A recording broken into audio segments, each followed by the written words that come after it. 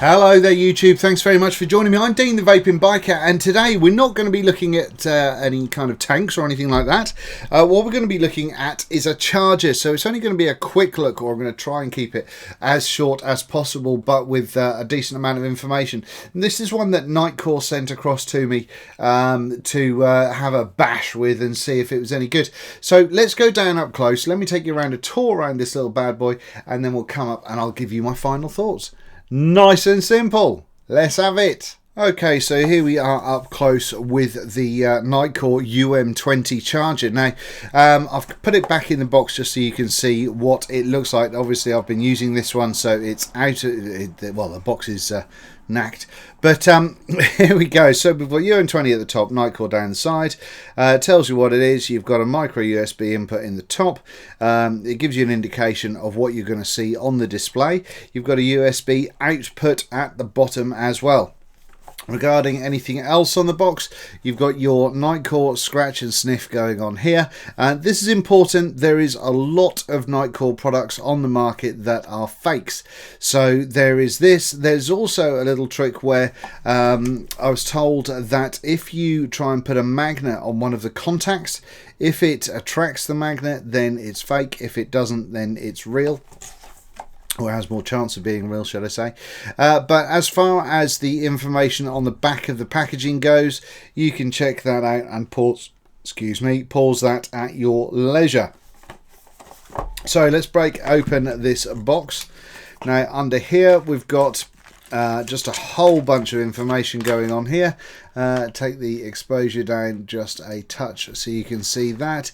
So you've got everything you need to know. It's a user manual. It tells you all of the stuff, gives you all the precautions, tells you what it does and how it does it, and all that good stuff. Now, I'm not going to worry about that for today because you can look at that at your own leisure. So let's have a little look at the charger, the UM20 itself. Now I've got the exposure pretty high on here just so you can see the black stuff going on. I hope that helps. Now then, the charger itself, we've got an embossing of UM20 going on there, which is the type of charger it is, and not a whole hell of a lot of interesting stuff going on. Now we've got a charger that will work with 18650 batteries as so, or like so. At the same time, we'll also work with 18350s, which are the main ones that you're going to be worried about in the vaping world. The 18650 is the fattest one you can go with, so you're not going to be able to pop in your 26650s. They just do not fit at all, so you're buggered about those ones. So 18650s all the way. Nice and easy springs, so to take it out, just a little bit of a press down and out it pops. I've never really understood why these springs are here. I don't really get that, because there's a spring doing this piece, making that go up as it is. So I don't really understand what that does, but it does something, I'm sure. So that is it. That is how your batteries go in. So let's have a little look around the product. Obviously don't travel like this. Don't just put batteries in your charger and stick them in your bag. That would be silly, because they will come out and get attached to all manner of things. So the actual unit itself, nothing around the bottom or the two sides, but at the top here we have got a little switch that says, just here, you can't really see it very well, I'm afraid, but it does say USB or battery.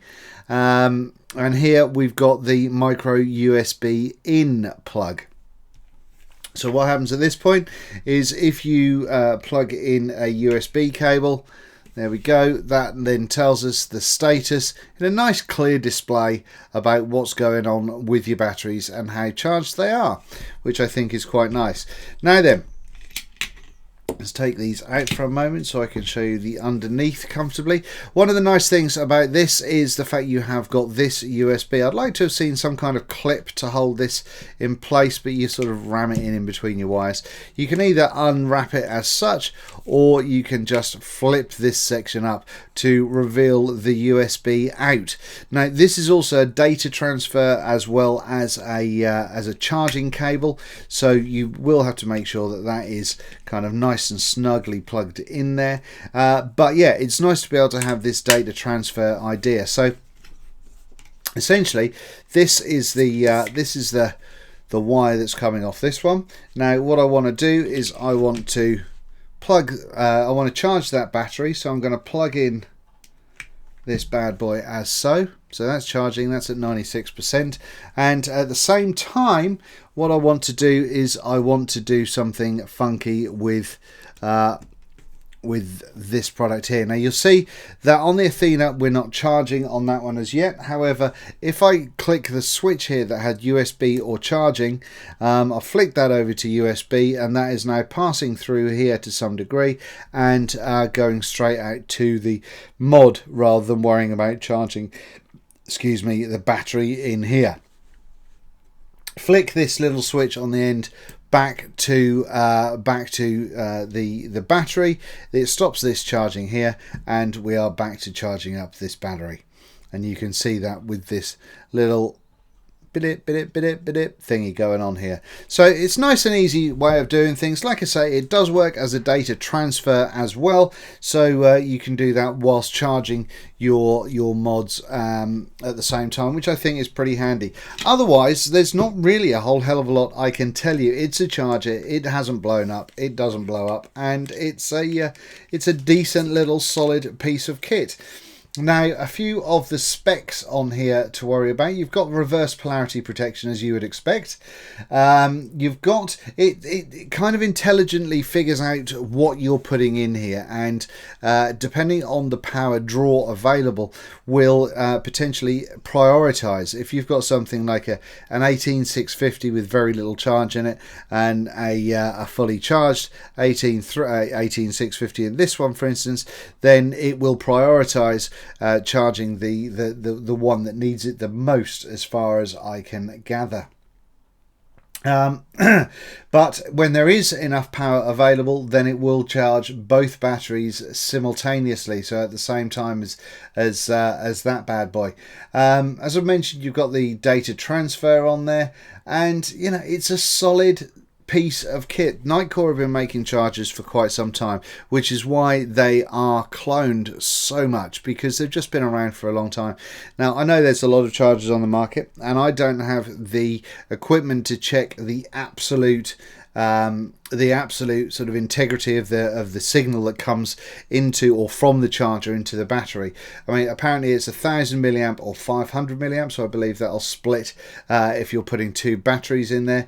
Now, I can't test that at this current stage. However, I have no reason to believe that isn't the case. So I've been quite happy with the performance on this. I've basically had this next to me in the living room, so when I've been sort of watching the TV and I've needed to charge up a battery or a mod, I can just sort of wang this together. I've had this now since, I think it was the end of January that I had this bad boy, and I've been using it regularly since then.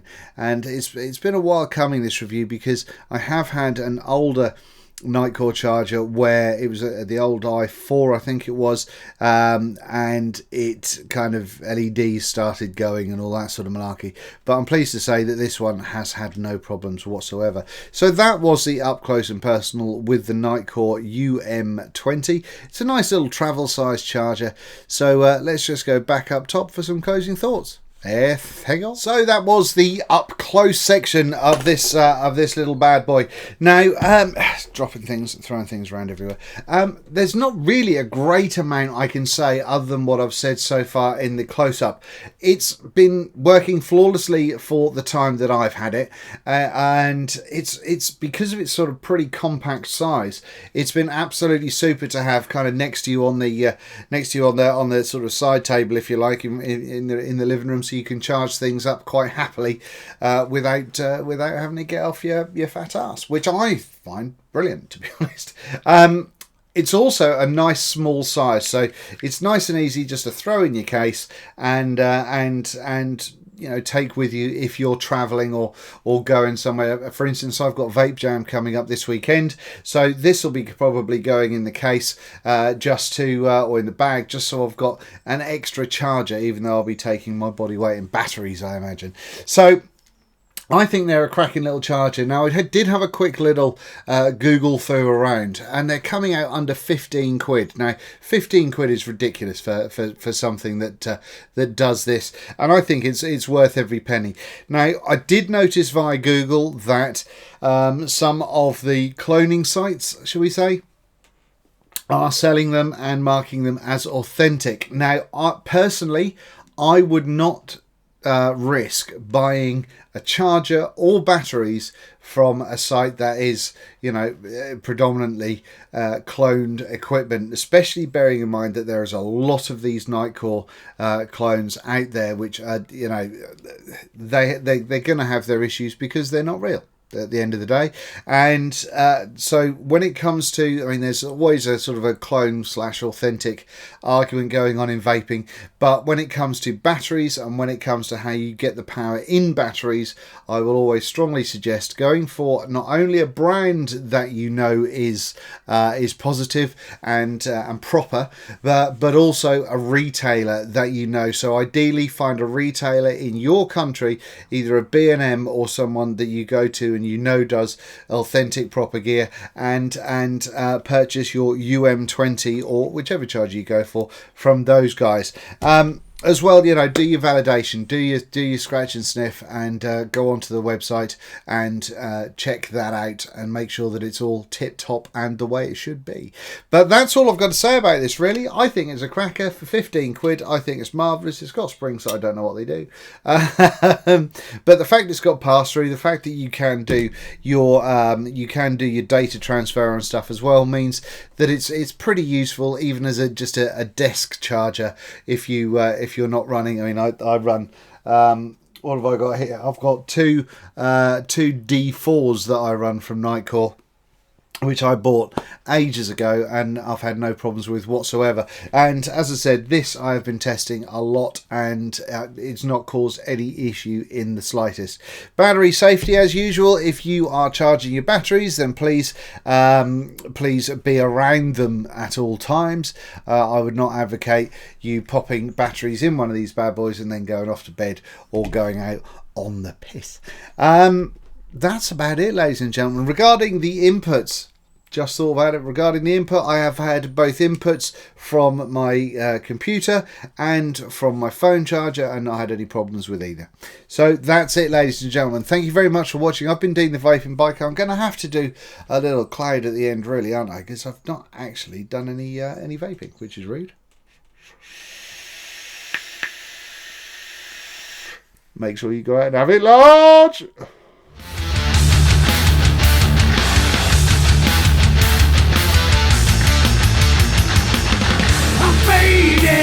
It's come to an end.